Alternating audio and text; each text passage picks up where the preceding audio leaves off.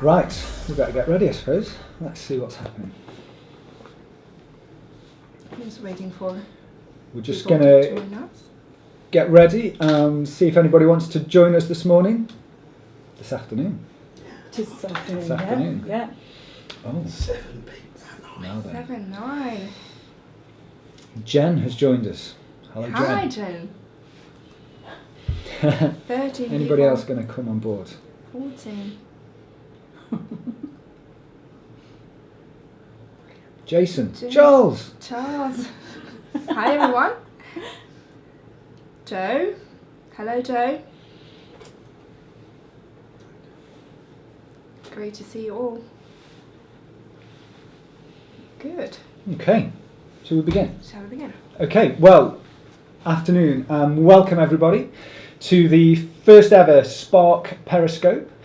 I'm Mark Anderson from Ofwat. I'm a stand-in for the regular host, Freddie Levette. Freddie, with impeccable timing, seems to have lost his voice. So to many of us this is a blessing. To some of you guys, unfortunately, it's a curse because you're stuck with me instead of Freddie this afternoon.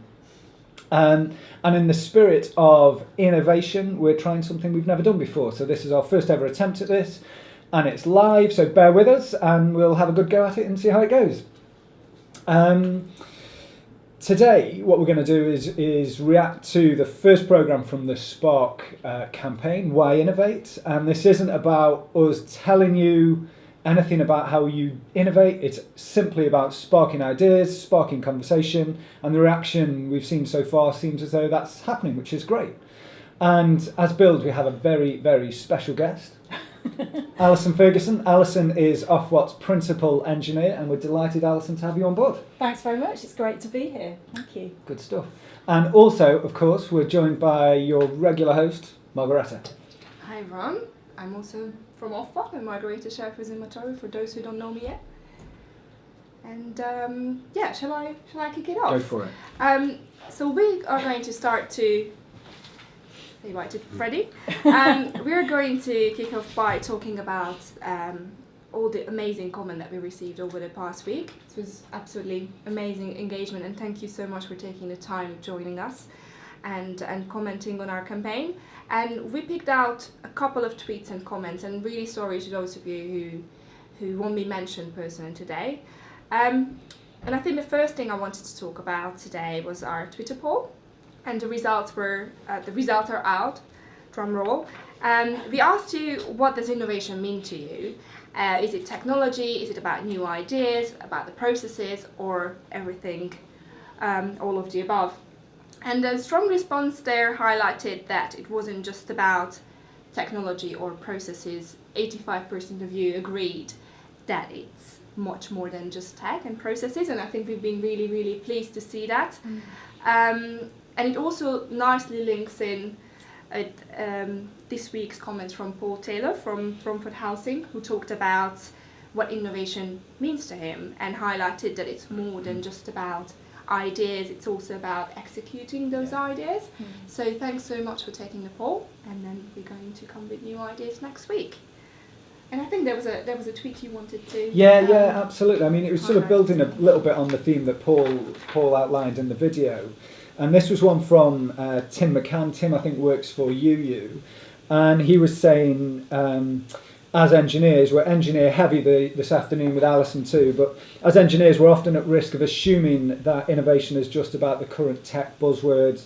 And it was great to hear other forms of spark innovation and how they drive change. So really grateful, Tim, to you for that contribution. And I don't know, Alison, maybe I can bring you in at this point just to think a little bit from your perspective about innovation. Yeah, sure. I totally agree. It is about mindset, isn't it? I was very excited to see on one of our Vox Pop interviews, one of the guys there said that the greatest innovation that he could think of was the harbour process. Yeah. Now, this is a process that's 100 years old. Yes, it's technology. It's a process that you use to generate ammonia, and from that you manufacture fertilisers. Well, that's what's been feeding the world. Right. But of course, what I'm also interested in is in the water sector, we're trying to look at a different mindset about sewage sludge. Now, sewage sludge is what you get when you treat wastewater. It's the kind of the nasty bits. But if you take that and treat it, you've got a fertiliser replacement. Right. So, you know, we've got something there that is actually great for the environment, and we're trying to talk about sewage sludge as being a resource, a bioresource, because there is so much that is good in there, and it's great for the environment. So fantastic. Yeah. Yeah, I think just on that point, I completely agree with you, Alison. It's not just, I think it's not just about delivering stuff, but it's also delivering great things, bearing in mind that ultimately delivering good things for customers and for the environment as well. Absolutely. And I think there was another interesting comment from Paul. Did you wanna mention that? On Paul, we did, didn't we? This was Paul Rutter, Dr. Paul Rutter. I think Paul works for Thames Water, and one of the interesting things that he was pulling out was the importance in their innovation team of thinking about customers. And I mean, really, that's what it's got to all boil down to in the end of the day, isn't it? It's got to help customers. It's got to help the end outcome for those people as well. Absolutely, and of course, customers we think of as being much broader than just a person. Yeah. We're including the environment as a customer, so it's really great when the water sector is innovating to bring great outcomes and even improvements to the environment around us. Yeah. It's fantastic. Yeah. Yes, and just on what you said about not just the individual customers, lots of water companies are working with their local communities, and I think it's very essential to work on co-delivery and delivering things with customers and for customers. And we'll look at this in week 3 of our show, and then the responses were fascinating from our contributors, so watch this space. So the designing and the co-creation process, I think it's really important as well. And there was one other point from LinkedIn this week that came from Windy Hansra from Wipro, if I'm pronouncing the company's name correctly. And Windy talked about culture. And yet again, spoiler alert, we're going to talk about culture as well in the coming weeks, and really covers the importance of the mindset and culture of innovation, how important these two factors are really when it comes to innovation. So thank you for your comment, Windy. I think it's really a good one. Yeah. Absolutely, and you know, I think getting that right culture is really important, isn't it? It's just about giving people space to think and ask questions in an environment where no question is a stupid question. Yeah. And just having that sort of environment for people to innovate is really essential. Yeah. It's kind of, that's perfectly well timed. It's almost like we planned this in some way. Next week on Tuesday's show, we're going to be thinking about culture in more depth, and I do hope you can join us, because we've got some fantastic contributions. We've got some people from really big multinational organisations. We've also got comments from smaller, more disruptive companies too, all thinking about this idea of culture and how you go about fostering that environment, fostering that culture where innovation can thrive. So I think it's a really powerful show. I hope you can join us for that.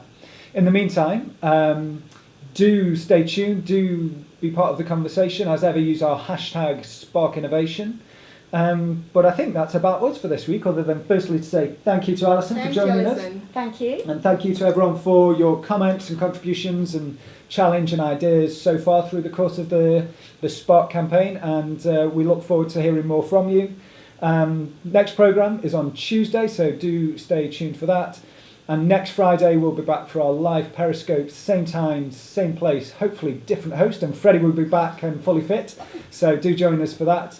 But until then, it's cheerio from us. Bye.